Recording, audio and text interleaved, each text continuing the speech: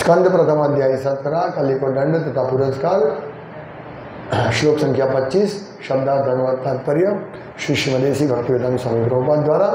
इदानीं धर्मपादस्ते सत्यं निर्वर्तयेद्यतः तं जिगृक्षत्य धर्मोऽयम् अन्नुतेनैधितः कलिः। शब्दार्थ इदानीं इस समय धर्म हे धर्म रूप पादः पाव ते तुम्हारा सत्यम सत्य निर्वर्तयेत किसी तरह जीना यतः जिससे तम उसको जिगृक्षति नष्ट करने का प्रयत्न करता है। अधर्म अधर्म रूप अयम यह अनृतेन छल से असत्य से एधितः बढ़ता हुआ कलिः साक्षात कली। शब्दार्थ अनुवाद। अब तुम केवल एक पांव पर खड़े हो जो तुम्हारा सत्य है और तुम अब किसी न किसी तरह से जी रहे हो, किंतु छल से फूलने फलने वाला यह कलह रूप कली उस पांव को भी नष्ट करना चाह रहा है। तात्पर्य धर्म के नियम किन्हीं रूढ़ियों या मानवकृत सूत्रों पर नहीं अपितु चार मूल अनुष्ठानों पर टिके हुए हैं। यह है तप, स्वच्छता, दया तथा सत्य। जन साधारण को बचपन से इन सिद्धांतों का अभ्यास करना सिखाना चाहिए। तपस्या का अर्थ स्वेच्छा से ऐसी चीजें स्वीकार करना जो भले ही शरीर के लिए सुखकर न हो किंतु आध्यात्मिक अनुभूति के लिए लाभप्रद हो। जैसे उपवास करना, मास में 2 या 4 बार उपवास करना एक प्रकार का तप है जिसे केवल आध्यात्मिक अनुभूति के लिए करना चाहिए, किसी अन्य कार्य के लिए नहीं, न राजनीतिक न अन्य कोई। भगवद गीता 17वें अध्याय के 5वें और 36 श्लोक में कहते हैं, मैं आत्म साक्षात्कार के बजाय अन्य कार्य के लिए किए गए उपवास की भर्त्सना की गई है। इसी प्रकार मन तथा शरीर दोनों के लिए स्वच्छता आवश्यक है। केवल शरीर की स्वच्छता कुछ हद तक सहायक हो सकती है, लेकिन मन की स्वच्छता आवश्यक है और यह भगवान के यशोगान से प्राप्त की जाती है। कोई भी व्यक्ति मन के मैल को भगवान का गुणगान किए बिना साफ नहीं कर सकता। ईश्वर विहीन सभ्यता मन को स्वच्छ नहीं कर सकती क्योंकि इसे ईश्वर का कोई ज्ञान नहीं होता और यही एक सादा कारण है कि ऐसी सभ्यता में लोगों में उत्तम गुण नहीं आते, भले ही वे भौतिक दृष्टि से पूर्णतः सुसज्ज हों। हम वस्तुओं को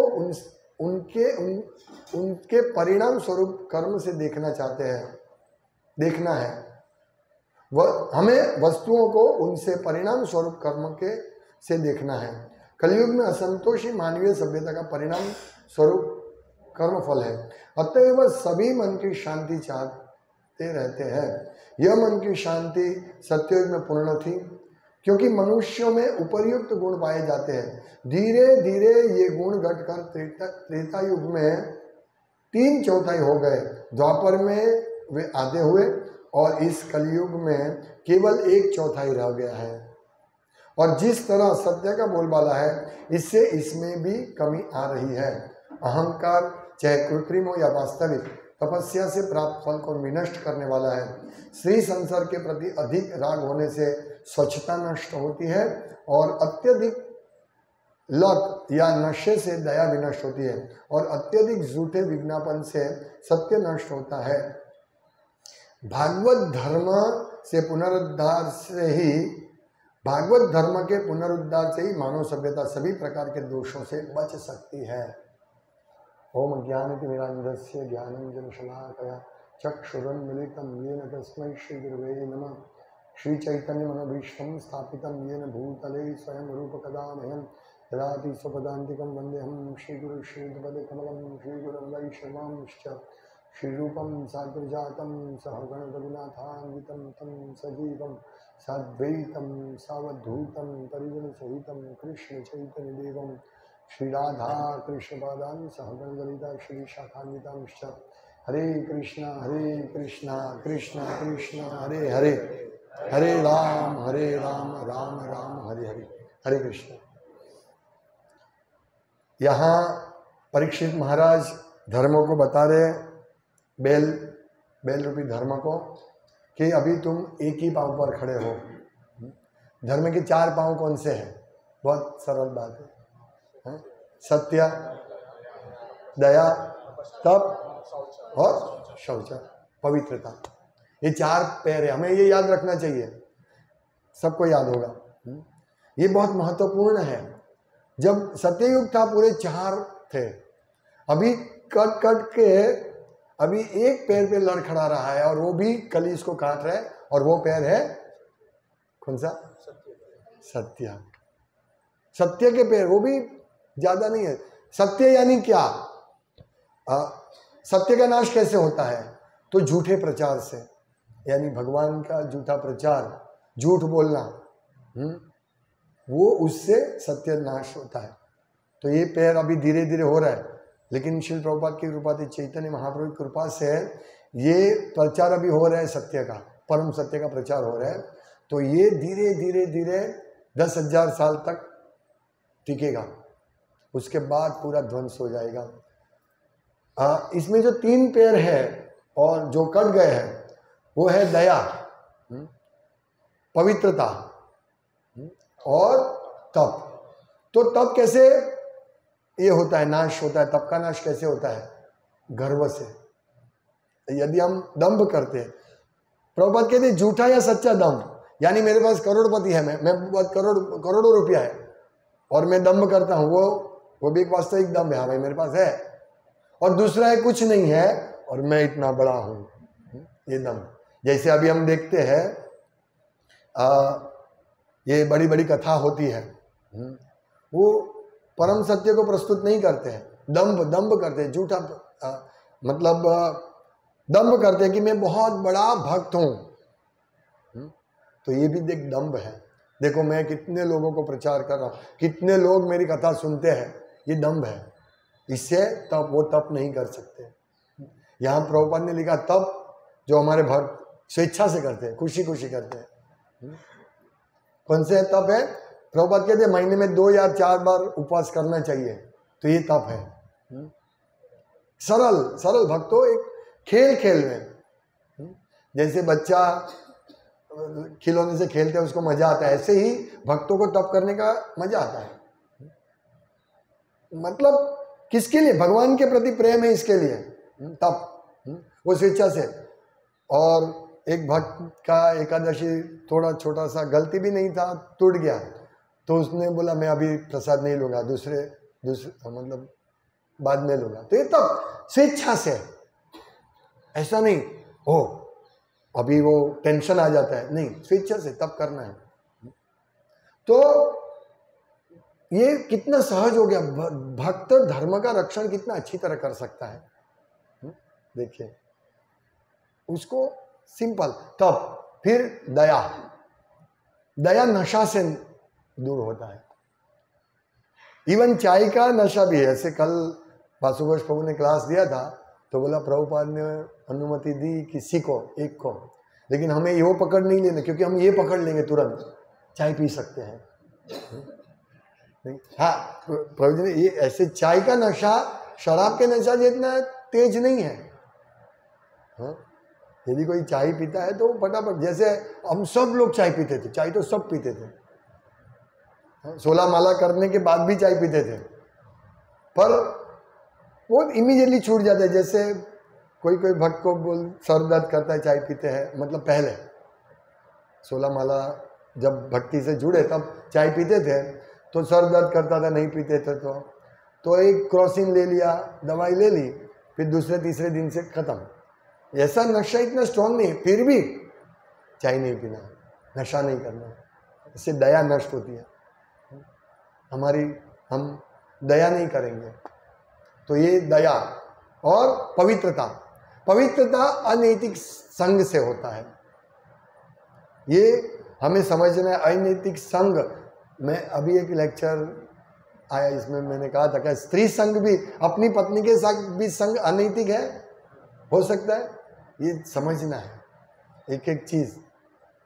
जैसे जैसे हम भक्ति में प्रगति करेंगे तो ये सब धीरे धीरे धीरे निकल जाएगा, पर हमें प्रयास करना है साथ में। प्रसाद अच्छा होता है, प्लेट तैयार है, हमारे मुंह में भी रखा है, फिर हम चबाएंगे नहीं तो प्रयास करना है। इसी प्रकार ये बहुत डिफिकल्ट है। कभी कभी प्रसाद, हमारे दांत खराब होते हैं तो रोटी या पूरी खाते हैं, ऐसा करते हैं। तो ऐसे ही ये इल्लिसिट सेक्स, हाँ, ये हमें कैसे न कैसे इसकी चुंगल से बचना है, नहीं तो हमारी पवित्रता नष्ट हो जाएगी। और पवित्रता दोनों तरह से जरूरी है, सिर्फ शारीरिक पवित्रता नहीं, शुद्धि शारीरिक शुद्धि नहीं, मन की भी शुद्धि होनी चाहिए। शरीर अच्छा है, हम लोग अच्छी तरह कार्य कर रहे हैं, शुद्ध एकदम स्वच्छ। कभी कभी लोग होते हैं ऐसे कि कपड़े इतना स्वच्छ पहनते हैं, हाथ धोते हैं 10-20 बार, लेकिन मन अपवित्र होता है। ये मन की शुद्धिकरण बहुत महत्वपूर्ण है। और मन की शुद्धिकरण श्री प्रभुपाद कहते हैं चेतो दर्पण मार्जनम, भगवान के पवित्र नाम से शुद्ध होता है। और हम कितने भी पापी क्यों ना हो, हमारा मन कितना भी दूषित क्यों ना हो, हमें प्रयास करते हुए धीरे धीरे धीरे, क्योंकि क्या है कि मन जो है वो कभी शांत नहीं रहता है। इस कलयुग में, विशेष कलयुग के प्रभाव से उद्विग्न, मंद मंद कलो अस्मिन युगे जनाः मंद सुमंद मतियो मंद भाग्य उपद्रिता। उपद्रिता यानी हमेशा विचलित, मन डिस्टर्ब रहता है हमेशा, कोई ना कोई कारण रहेगा। जैसे प्रभुपाद कहते हैं ना, संसार दावा न लले डलो का, संसार में कोई आग लगाने नहीं जाता है, अपने आप लग जाती है। ऐसे ही मन को डिस्टर्ब, जैसे हमने एक धर्म का हमने देखा कि धर्म किसी को कारण नहीं बता रहा है, इसकी वजह से मेरा प्रॉब्लम हुआ, ऐसा धर्म नहीं बता रहा। बहुत स्पष्ट रूप से समझना है हमको। हम इमीडिएटली कारण बता देते हैं, इसकी वजह से हुआ, नहीं, ये अधर्म है। कहते हैं, कल के श्लोक है, कल नहीं परसों का श्लोक, कि कोई व्यक्ति उसको कष्ट देने वाले को, एकदम परफेक्ट मैं बताता हूं, कि अपराधी की पहचान करने वाले को भी बोलते इसकी वजह से मुझे कष्ट हुआ, तो वो भी अधर्म है। सोचिए, इसके कारण मेरा प्रॉब्लम हुआ, इसके कारण मैं कष्ट भुगत रहा हूं, तो ये बोलना भी अधर्म है, ये बताना भी अधर्म है। सोचिए, जो अधर्म करते हैं वो तो गलत कार्य करते हो तो गलत ही है, लेकिन किसी को कष्ट पहुंचाए तो वो गलत ही है। लेकिन हम भक्तों को ये समझना है कि हमें किसी को दिशा सूचन करते, इसकी वजह से हुआ उंगली, तो ये भी एक अधर्म है। अभी क्या करें, मारने दो, लकड़ी लेके कोई भी मारो मारो मारो मारो, कोई बात नहीं, ऐसा नहीं, इसका अर्थ ये नहीं है। जो मतलब जो कष्ट पहुंचाते हैं उसको ऐसा नहीं समझना चाहिए कि मैं धर्म का कार्य कर रहा हूं, तो अधर्म का कार्य कर रहा है। लेकिन कष्ट जो पहुंचाते हैं उसको हमें अंदर ऐसे समझना है, जैसे सांप को फुफाड़ा दिखाना है, फुफाड़ा दिखाना है। कोई मारता है, कोई मारो, मैं मेरे कर्म से तुम मुझे मार रहे हो, कोई बात नहीं, मेरी निंदा करो, कोई बात नहीं, तुम मेरे कर्म से मेरी निंदा कर रहे हो, ऐसा नहीं। नहीं तो वो भी अधर्म करेगा, उसको रोकना है, रोकना भी है। तो ये बहुत ही अच्छी तरह इसको समझ लेना है। हमें हृदय से ऐसा समझना है कि दोष इसका नहीं है, दोष माया का है, कली का है। कली का भी दोष नहीं, माया का भी दोष नहीं, क्योंकि भगवान की इच्छा से कार्य करते हैं। तो क्या भगवान का दोष है? भगवान का भी दोष नहीं है। समझो बात, कितना सूक्ष्म धर्म का विचार है कि हमारे ऊपर जो भी कष्ट आते हैं वो हमें क्या समझना है भक्तों, जो हर रोज हम चर्चा करते हैं, हमें क्या समझना है कि हमारे ऊपर जो भी कष्ट आ रहे हैं वो हमारे पूर्व जन्म के कर्म की वजह से आ रहे हैं, और भगवान कृष्ण की कृपा है कि वो हमारे ऊपर कष्ट कम करके भेज रहे हैं। कोई यदि हमको कष्ट पहुंचाता है तो भी हमें समझना चाहिए कि ये जो कष्ट व्यक्ति पहुंचाते हैं वो मेरे कर्मों की वजह से ये कष्ट पहुंचा रहे हैं, इसका कोई कसूर नहीं है। ये समझना, बहुत बात बोल सकते हैं लेकिन इसको व्यवहार में लाना कितना कठिन है, कितना कठिन है। चुप बेस नहीं, आम केम करे તું મને કીધું, ગભરાઈ ગયો, મને કેમ કર્યું ઇમિડિયેટલી, હે ને? આપણે સુતેલા હોઈએ, એક વ્યક્તિ હતો, તો એ એટલો એક્સપર્ટ હતો કે એને બધી ભાષા આવડે અને એક્સપર્ટ, એટલે કોઈને ખબર નહીં પડે કે એની ભાષા કઈ છે, તો એને પકડો કેવી રીતે? તો બીજા વ્યક્તિએ કીધું કે વ્યક્તિ સૂઈ જાય ને તો એને ઘંટડીને ઉઠાડો, તો અચાનક ઉઠાડો, એની પર પાણી નાખી દો, એ કરી દો. તો એ સૂતેલો વ્યક્તિ પાણી નાખે, ઉઠી જાય અને પોતાની મૂળ ભાષામાં બોલવા માંડે. એટલે કહેવાનું તાત્પર્ય કે આપણી મૂળ ભાષા એવી કરી નાખો કે હરે કૃષ્ણ જ બોલાય મનમાંથી, એવી ભાષા કરો. દોષ નહીં જુઓ, લોકોના દોષ નહીં જુઓ. આપણને કષ્ટ આવે તો પણ એના દોષ નહીં જુઓ. આ તો ઘણી વાર હું આ ચર્ચા કરું છું. આ એક બહુ મોટો સદ્ગુણ છે. દુઃખ દોષાનું દર્શનમ. આપણને દુઃખ આવશે જ. આ જગતનું આ મોટો દોષ છે. આપણને દુઃખ આવશે જ. આ વસ્તુ સમજવાનું છે. એટલે કોઈનામાં દોષ નહીં શોધો. બહુ મોટી શિક્ષા છે, બહુ મોટી શિક્ષા છે. તો આ દોષ કેવી રીતે નીકળશે? મન, આપણું મન જે છે ને, મન હૃદયમાં, મન બુદ્ધિ અહંકાર હૃદયમાં બેઠેલા છે આત્મા સાથે. કારણ કે આત્માનું સૂક્ષ્મ શરીર છે એટલે ચોંટીને બેઠેલા આપણી સાથે મન, બુદ્ધિ ને અહંકાર. હવે વિચારો, અહંકાર જૂઠો, ખોટો અહંકાર, દંભ, જેની અહીંયા વાત કરે છે. અહંકાર ચોંટીને બેઠેલો જ. હું તો બહુ મોટો માણસ છું, હું તો બહુ શુદ્ધ ભક્ત છું. અહંકાર. હું ખોટો નથી, હું હંમેશા સાચો જ છું. હું ગુજરાતીમાં બોલું છું, ક્યાં? હે, હિન્દીમાં બોલું છું. अच्छा अच्छा, कोई बताते भी नहीं है. मैं दम्भ, हृदय में मन, बुद्धि, अहंकार बैठा हुआ है. इसको शुद्ध करना है. कृष्ण के दास हूं मैं. बुद्धि, कृष्ण कॉन्शियसनेस नहीं है, कृष्ण भावना में बुद्धि नहीं है. और मन में तो मल पड़ा हुआ है, मल, पूरा मल पड़ा हुआ. उसको शुद्धिकरण कैसे करें? तीनों को शुद्ध कैसे करें? बहुत सुंदर प्रभुपाद ने उपाय दिया है. प्रभुपाद कहते हैं कि केवल शरीर की स्वच्छता कुछ हद तक सहायक हो सकती है, लेकिन मन की स्वच्छता आवश्यक है. और यह कैसे? भगवान के यशोगान से प्राप्त की जाती है. कोई भी व्यक्ति मन के मैल को भगवान का गुणगान के बिना साफ नहीं कर सकता. महत्वपूर्ण पॉइंट. हम कितना भी प्रयास कर सके, कर दे, कितना भी यज्ञ करवा दे, कितना भी दान दे दे, मन शुद्ध नहीं होगा. मन सिर्फ भगवान के गुणगान से और भगवान के जप करने से होगा. हरे कृष्णा कृष्ण कृष्ण हरे हरे, हरे राम राम राम हरे हरे. पूरी समाज ईश्वर विहीन समाज है. पूरा मन ईश्वर, सभी मन कृष्ण पदारविंद यो हो. भक्त लोग हर रोज सुनते हैं और हर रोज प्रयास करते हैं कि मैं मेरे मन को कृष्ण के चरण कमल में कैसे लगाऊं. लेकिन प्रभुपाद लिखते ईश्वर विहीन सभ्यता मन को स्वच्छ नहीं कर सकती. आज पूरी ईश्वर विहीन सभ्यता. हाँ, रात को 2 बजे तक गरबा, रास दांडिया, पिक्चर के गीत पर गाते हैं. ईश्वर विहीन सभ्यता है.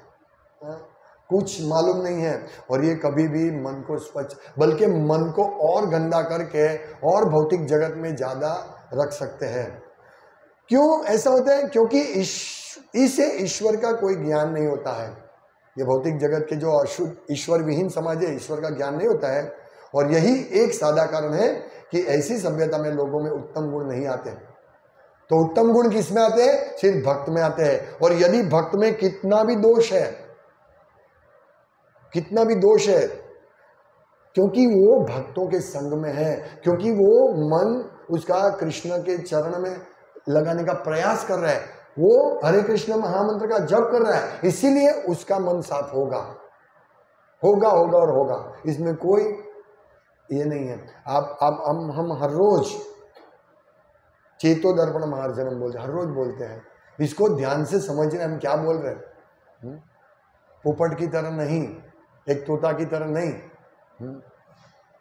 प्रभुपाद कहते हैं ना कि तोता क्या करता है, राम राम राम बोलता है, और जैसे ही बिल्ली पकड़ लेती राम राम राम। ऐसा हमारा नहीं होना चाहिए। हम तोता की तरह नहीं, हृदय से हम भगवान को प्रार्थना करते। ये प्रार्थना है, चेतो दर्पण मार्जन प्रार्थना है, कंपटीशन नहीं है, प्रार्थना है। चेतो दर्पण मार्जनम।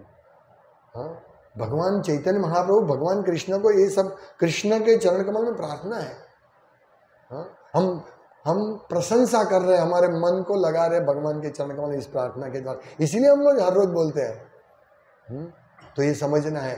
तो कितना भी हमारा मन दूषित क्यों ना हो, कितना भी मन डिस्टर्ब क्यों ना हो, हरे कृष्ण महामंत्र का जप नहीं छोड़ना है, भक्तों का संग नहीं छोड़ना है। क्योंकि ये सभ्यता ने सब छोड़ दिया, इसीलिए दुखी है। हमें ऐसी सभ्यता हम बना रहे हैं, यहाँ ये सेंटर पे ऐसी सभ्यता है कि वहाँ ईश्वर के लिए कार्य होता है, कृष्ण के लिए कार्य होता है, और सब शुद्ध हो जाएंगे। शुद्ध हो रहे हैं, लेकिन कचरा तो इसलिए यदि हमारे हृदय में एक दुनिया का कचरा क्यों ना हो, दुनिया भर का मतलब अनंत जन्मों का कचरा क्यों ना हो, हरे कृष्ण महामंत्र इतना पावरफुल है कि साफ हो जाएगा। एक बार चैतन्य चरितामृत में श्लोक है कि एक बार नाम लेने से हमारे सब पाप कर्म नष्ट हो जाते हैं। पॉसिबल है एक बार नाम लेने से? कैसे हो सकता है? इतना पाप है, इतना पाप कर्म है कि हम गिनती नहीं कर सकते, इसको शुद्धिकरण नहीं कर सकते हम। पर एक बार भगवान का नाम ले, वो एक बार क्या है? शुद्ध नाम, जो हम प्रयास कर रहे हैं। हम अभी अपराध युक्त नाम लेने का ले रहे हैं, लेकिन यदि हमने इसको छोड़ दिया, अपराध युक्त नाम लेना भी, भक्तों का संग छोड़ दिया, भागवत कथा सुनने का छोड़ दिया, तो हमारा शुद्धिकरण रुक जाएगा। आज धीरे अभी ये आ रही है, दीपावली आ रही है, हमारे गुजरात में सब लोग ओवर टाइम अंतिम, हाँ, सब बिजनेस का अंतिम ये करना है, तो सबको आज बहुत कम भक्त है, क्योंकि धंधा चालू है, नौकरी चालू है। इसीलिए सोचिए हम कितना प्रयास करते, सब समेट ले, सब कमा ले, हाँ, सब प्राप्त कर ले, इसके लिए हम सब कुछ छोड़ के बिजनेस में कंसंट्रेट करते हैं। इसी प्रकार अभी हमारा अंतिम स्पेल आया, अंतिम spell, 1 over 25 run, 24 run last. Possible है? पॉसिबल है, लेकिन बहुत कठिन है। और 1 ओवर में 25 रन पॉसिबल है? हाँ, पॉसिबल है। 1 नो बॉल और बाकी के 6 चौक 24 नहीं 37 रन पॉसिबल है। 6 बॉल पर 6 छक्का और 1 बॉल पे नो बॉल, तो पॉसिबल है। हमारी ऐसी हालत है, वास्तव में हमारी ऐसी हालत है। लास्ट स्पेल, हाँ, इसमें से हमको सब कुछ निकल जाना है, जीतना है, इस भव सागर से पार होना है। इसीलिए सोचिए हमारी कितनी विकट परिस्थिति है, किस प्रकार हम पार करेंगे। तो ये श्रद्धा से हम जप करेंगे, भक्तों का संग करेंगे, मॉर्निंग प्रोग्राम करेंगे। देखिए कल बासु घोष प्रभु ने भी यही बताया, रीडिंग करो, मॉर्निंग प्रोग्राम करो। भक्तों का संग करो। कविचंद्र स्वामी ने भी यही बताया। हाँ, और अभी मैं जो एक दीक्षा के बारे में प्रवचन परम पूज्य भक्ति विकास महाराज ने दिया था, वो भी मैं सुना मैंने, उसमें भी यही बात बताई, साधना, अच्छी तरह साधना करो। हाँ, हम बहुत जन्मों से सांप बन के आए हैं, चींटी बन के आए हैं। हाँ, सांप बने थे तो हम उसमें भी सुखी थे, मल के कीड़े थे उसमें भी सुखी थे, अभी मनुष्य जीवन मिला है। ये लेक्चर सुनने जैसा है। हाँ, समझो, जो दीक्षा ग्रुप में है उनको भेजा है महाराज ने, कम से कम 40 मिनट इसी पे लेक्चर दिया, दीक्षा का लेक्चर था, और यही बताया कि हमें भक्तों का संग करना चाहिए। हम सांप जैसे थे, चींटी जैसे थे, सब पसार करके आए, स्वर्गलोक में भी जाके आए, देवता भी बन के आए। देवता को भी मुक्ति का चांस है, लेकिन उनका इतना सुख है कि वो नहीं आते हैं, वो भगवान की भक्ति, शुद्ध भक्ति नहीं कर सकते। लेकिन हमारे पास चांस है। और दीक्षा जब हम लेते हैं, दीक्षा जब लेते, वो शुरुआत है, ABCD है। हाँ, प्राथमिक बाल मंदिर, जूनियर नर्सरी है, जूनियर सीनियर केजी भी नहीं, अभी हम लोग जूनियर सीनियर केजी में है। दीक्षा वो तो केजी में है, उससे पहले नर्सरी, और उसमें भी प्री नर्सरी में, जो माला नहीं करते उससे भी। हाँ, सोचिए हम कहाँ हैं। तो महाराज ने यही बताया कि दीक्षा तो शुरुआत है और वहां से मैं आगे। तो देखिए, कहने का तात्पर्य क्या है, मोटा मोटी, कि जो भी हम लोग हैं, दीक्षित है नहीं दीक्षित है, उनके लिए ये स्पष्ट सब नियम है मन को शुद्धिकरण करने के लिए साधना। तो हमको ये इस पे ध्यान देना चाहिए। यदि हमने इसके ऊपर ध्यान नहीं दिया तो हम लोगों को और एक जन्म लेना पड़ेगा।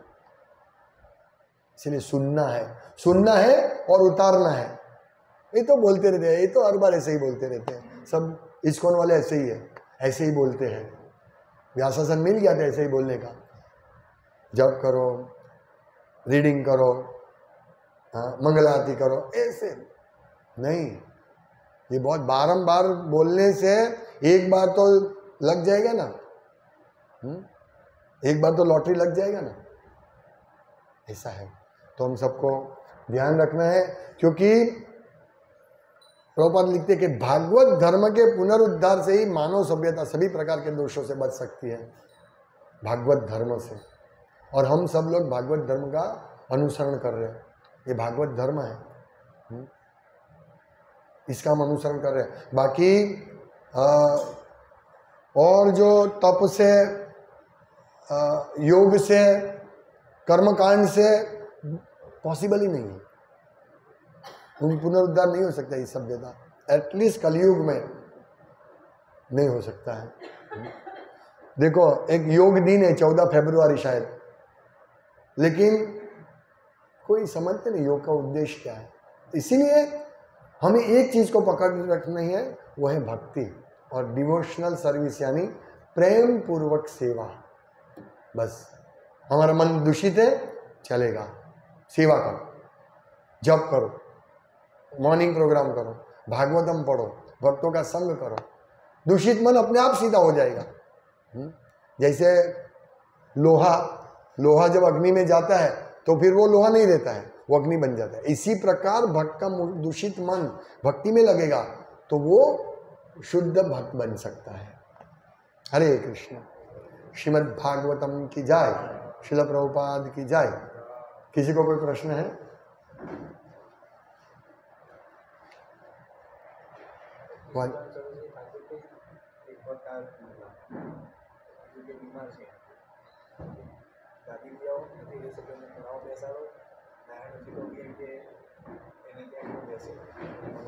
अच्छा,